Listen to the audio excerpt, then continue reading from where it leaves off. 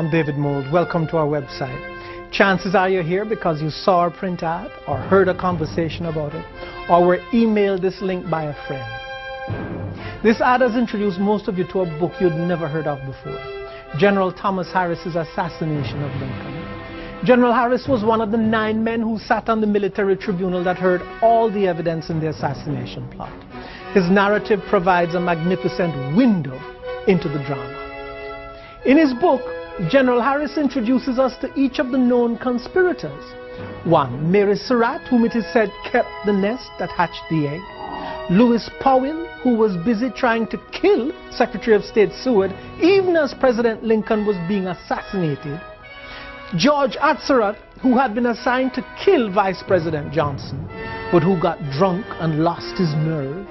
Edmund Spangler, the Ford's theater employee who kept the horses used in the escape.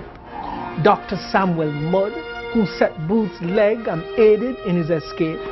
Michael O'Loughlin and Samuel Arnold, who had been involved in earlier attempts to kidnap President Lincoln.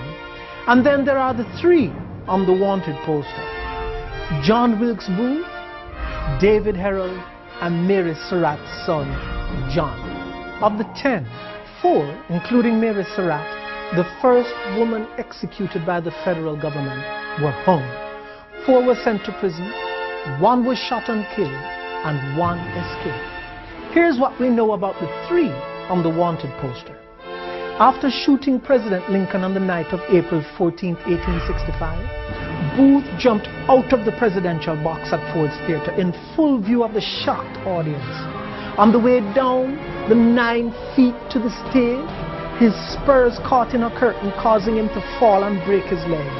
Though severely handicapped, he managed to escape on horseback with his accomplice, David Herold, into the night and across the Potomac with flame. When cornered by a detachment of Union troops in Port Royal, Virginia on April 26th, Herold gave up.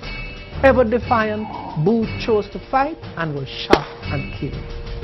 While Booth and Herold were fleeing, the 3rd man on the wanted poster, John Surratt, who also was at Ford's Theater on the night of the 14th, was escaping by a different route. What do we know about Surratt? At the outbreak of the Civil War, he had abandoned his studies for the priesthood at St. Charles College in Maryland and entered the Confederate service as a courier and sometimes spy. It is thought that after Lincoln was shot, he made his way by train to Burlington, Vermont, and from Burlington took a ferry over to Montreal. What we do know is that in Montreal he was ultimately put into the care of 2 Roman Catholic priests, Father Boucher and Father Lapierre, who effectively hid him for 5 months. When he finally emerged, well disguised, I should add, he was put on board a steamer, the Peruvian, bound for Liverpool. There he would be sheltered in the oratory of the Church of the Holy Cross, an accommodation frequently used by American Catholics visiting Liverpool. When the State Department finally tracked him down over a year later, he was caught in the papal Zouaves, part of the army of Pope Pius IX. Surratt would escape, some say was allowed to escape, but was caught again, this time in Alexandria, Egypt. Now I have a question to put to you. How come America has never heard this? Most of America. How come high school students don't know this? Why has this information been kept from generations of Americans? At this point I should tell you, there are 11 fantastic minutes of video left. It's not politically correct video, it's history. Inconvenient history, perhaps even unpleasant history, but history nonetheless. You'll be the richer for watching it.